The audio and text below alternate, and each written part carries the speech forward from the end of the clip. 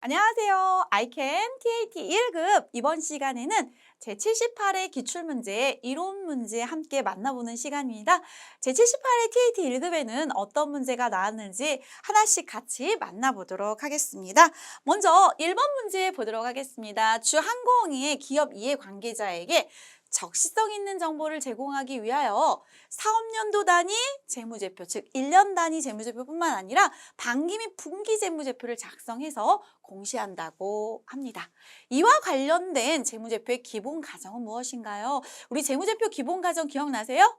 네, 기업 실체의 가정, 네, 계속 기업의 가정, 기간별 보고의 가정. 자, 이렇게 반기, 분기, 연차 보고서 기간별로 끊어서 한다. 뭐죠, 여러분? 기간별 보고의 과정과 연결이 된 설명이죠. 따라 답은 4번으로 산출하는데요. TAT 1급 수준에서 1번 문제는 하위 문제 수준이라 반드시 내 걸로 가져가셔야 되겠습니다. 두 번째 문제 보도록 하겠습니다. 다음 빈칸에 들어갈 내용으로 옳은 거 찾아보도록 하겠습니다. 정 과장님이 어떻게 얘기를 하냐면요.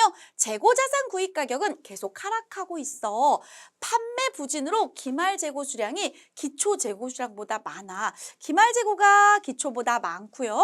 계속해서 물가가 하락하고 있나 봐요. 구입 가격도 하락하고 있는 상황이고요. 이 경우 재고자산 원가 결정 방법이 단기 순이익에 어떤 영향을 주나요? 그랬더니 이대리님이 이렇게 얘기를 하네요. 그러한 상황인 경우는 어떤 것을 사용하면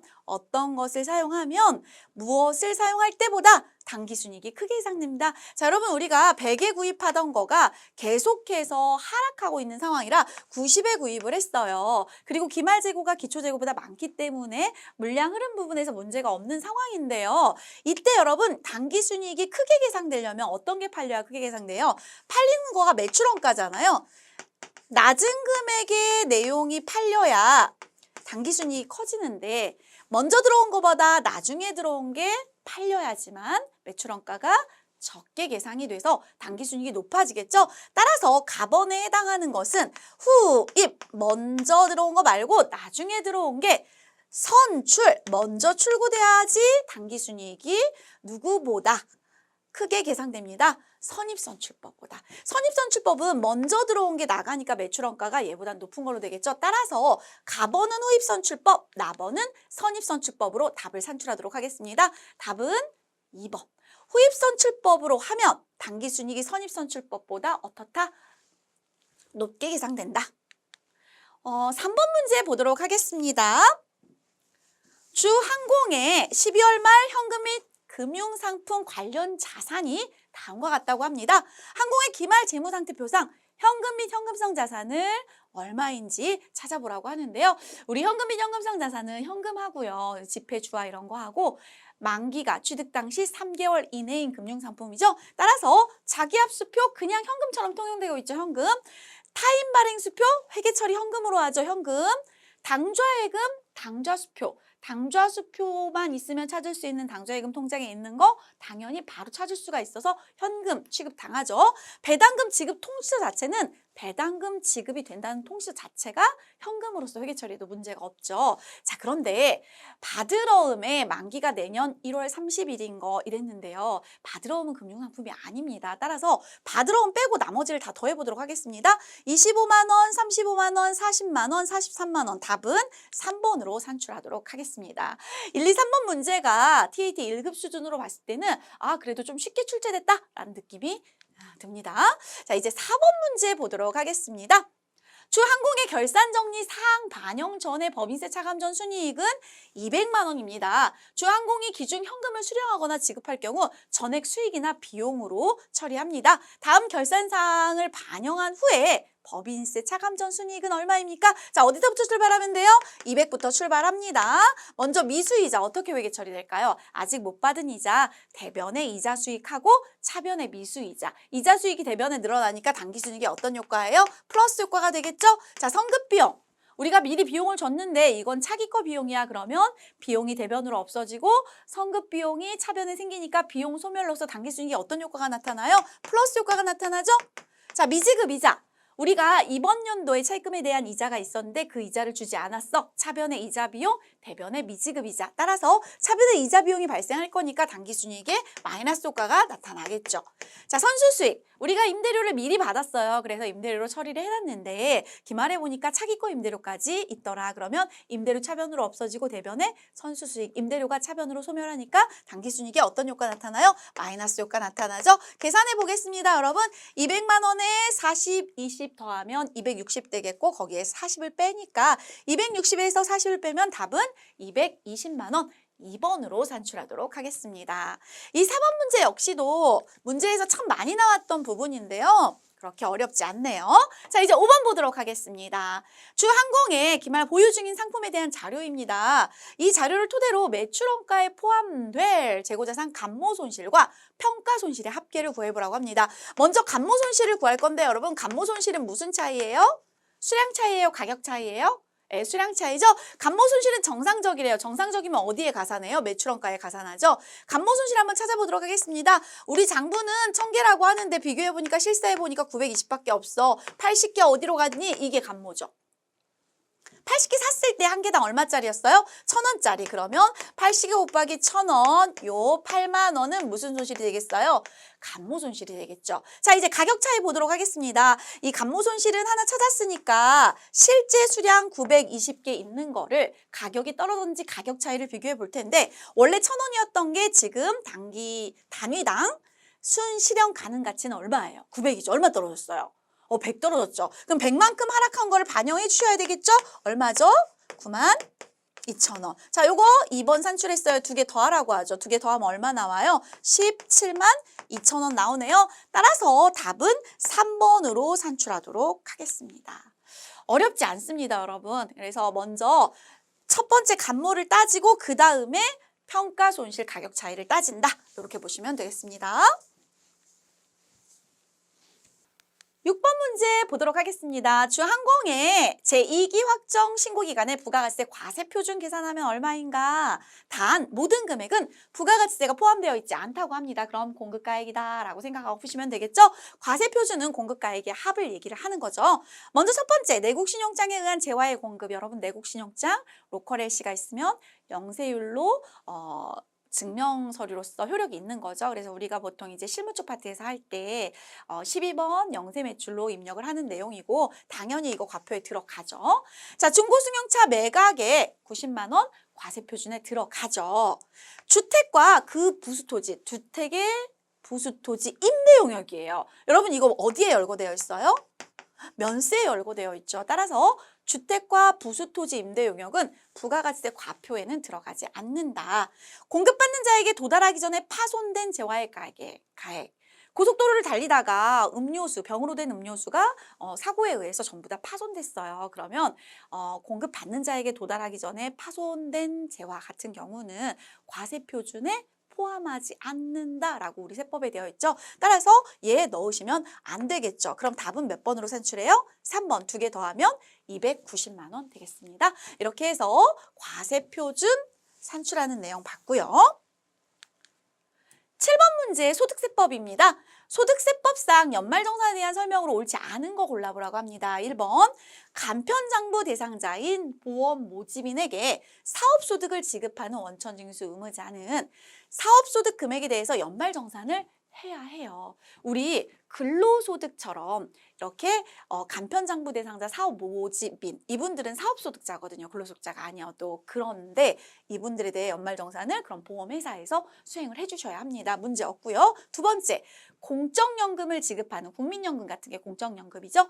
이걸 지급하는 원천징수 의무자는 그해 연금소득에 대해서 그 다음에 2월분 공적연금 지급할 때까지 연말정산한다?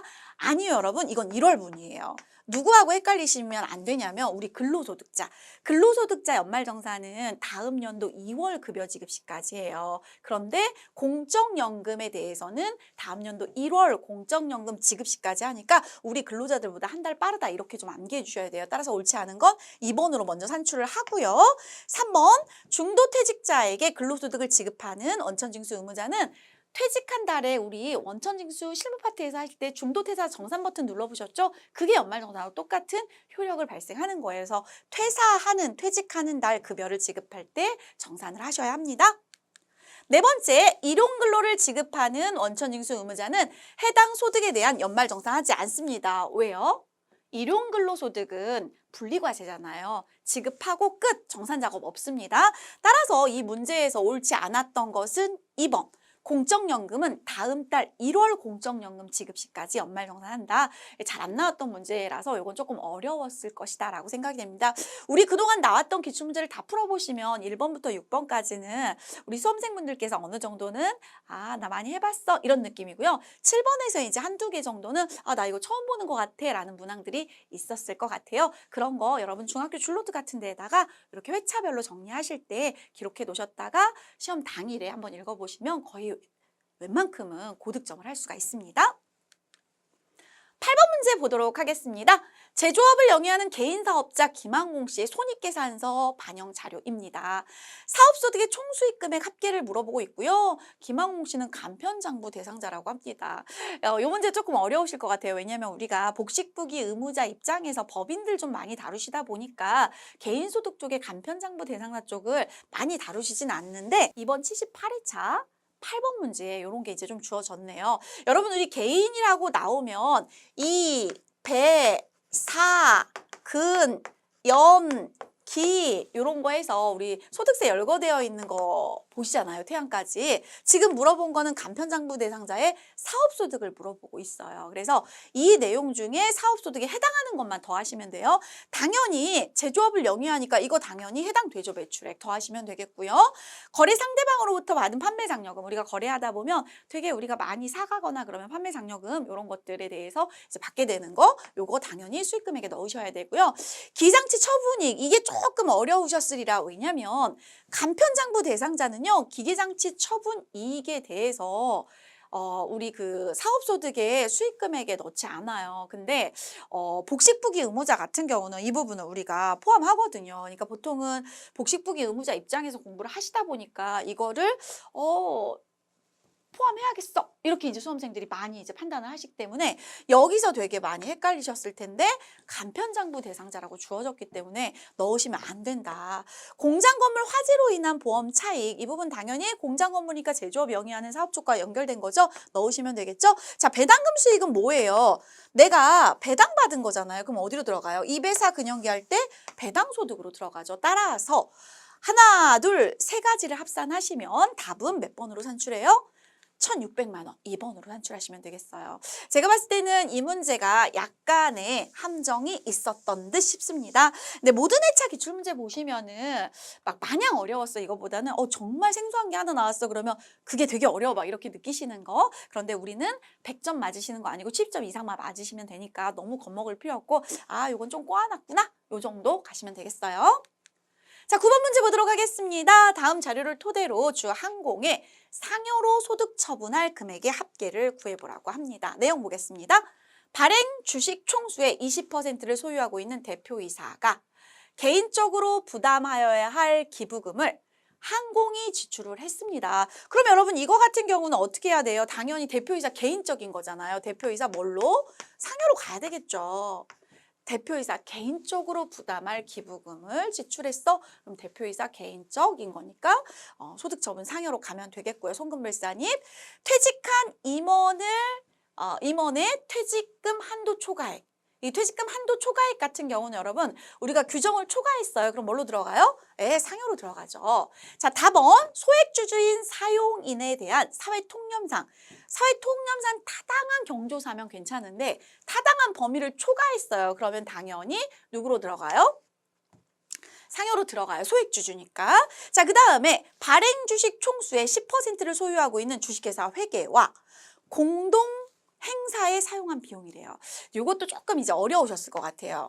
공동 행사에 사용한 비용인데 법인세법상 한도를 초과해서 사용을 했대요. 그럼 송금불산입이긴 한데 이 공동 사용 경비는 공동 행사 사용 경비는 기타 사회 유출로 소득 처분을 해요. 그래서 앞에서 보셨던 부분에 대해서는 상여이지만 얘는 기타 사회 유출이다. 물어본 문제는 상여로 소득 처분할 거를 물어봤죠, 우리. 그러니까 얼마예요? 500, 800, 1300, 200 더하면 1500만 원이죠. 답은 몇 번으로 산출해요? 네, 3번 1500만 원으로 산출하시면 되겠습니다. 마지막 문제 법인세 문제입니다. 법인세 신고를 위하여 각 사업연도 소득금액 계산 시 세무조정하여야 하는 케이스를 찾아보려고 합니다. 1번, 급여 지급 기준을 초과한 직원, 가로 열고 지배주주 등인 직원이 아니래요. 그냥 직원. 이 직원에게 지급한 상여금을 급여로 회계 처리했어요. 여러분, 우리 연말에 뭐 상여 추가 보너스 막 더 나오고 그러잖아요. 전혀 문제 없습니다. 세법적으로도 오케이, 세무조정 필요 없어요. 두 번째, 토지 매입 시 취득세, 농어촌 특별세, 지방소득세 포함해서 취득세까지 전부 다 토지의 취득가액에 포함해서 회계 처리했어요. 법인세법상 문제 없죠. 오케이, 세무조정 안 나옵니다. 지분법 적용 투자 주식의 지분법 평가로 인한 이익을 지분법 이익이라는 영업의 수익으로 회계 처리했어요. 그럼 수익은 입금이죠, 여러분. 근데 여러분, 지분법 적용 투자 주식의 지분법 평가 같은 경우는 입금으로 산입하지 않습니다. 따라서 요거는 입금 불산입 조정이 나와야 돼서 답은 3번으로 체크해 보도록 하겠습니다. 4번은 유형자산 취득과 함께 국공채 매입하는 경우 우리가 승용차 같은 거 사면 강제 매입 채권을 사게 되는데요. 실제로 그 차익 부분을 취득원가에 가산하게 돼 있잖아요. 그 국공채의 매입가액을 기업회계 기준에 따라 현재 가치하고 따져서 차익을 취득원가로 계상했다. 문제 없습니다. 세법에서도. 따라서 여기에서 세무조정상 일어나는 것은 앞에서 보셨던 3번 지분법 적용 투자 주식의 지분법 평가로 인한 이익을 지분법 이익인 영업의 수익으로 했을 때는 입금 불산입으로 세무조정을 하게 됩니다. 자, 이렇게 해서 ICAN TAT 1급 78회 이론 평가 10문제 모두 풀어보셨고요. 여러분, 우리가 실무 쪽에서 또 문제 70점 몇 점 있잖아요. 이번 회차 이론은 제가 봤을 때는 한 2문제 아니면 조금 생소하면 한 3문제, 보통 제가 7문제 이상 맞추시면 괜찮을 것 같다라고 말씀을 드리는데요. 8문제 하면 더 좋고요. 네, 매 회차 연습하시다 보면 7, 8, 7, 8 이렇게 왔다 갔다 하셨으면 좋겠고요. 실무 쪽 파트에서 또 자신 있게 우리가 점수를 가져가시면 둘 평균 내서 70점 이상 되면 되는 거니까요. 문제 없이 합격하리라 봅니다. TAT 1급은 우리 AT 쪽 자격증 속에서는 여러분이 실무에서 가장 고퀄리티 자격증이에요. 큰 욕심 내시지 마시고 한 발 한 발 한 발 가시다 보면 어느 순간 정상에 오셔서 내 손 안에 TAT 1급이 분명히 들어와 있을 것입니다. 여러분의 합격을 진심으로 기원하면서 78회 TAT 1급 이론 문제 평가 여기서 풀이 마치도록 하겠습니다. 강의 함께 해주셔서 감사합니다.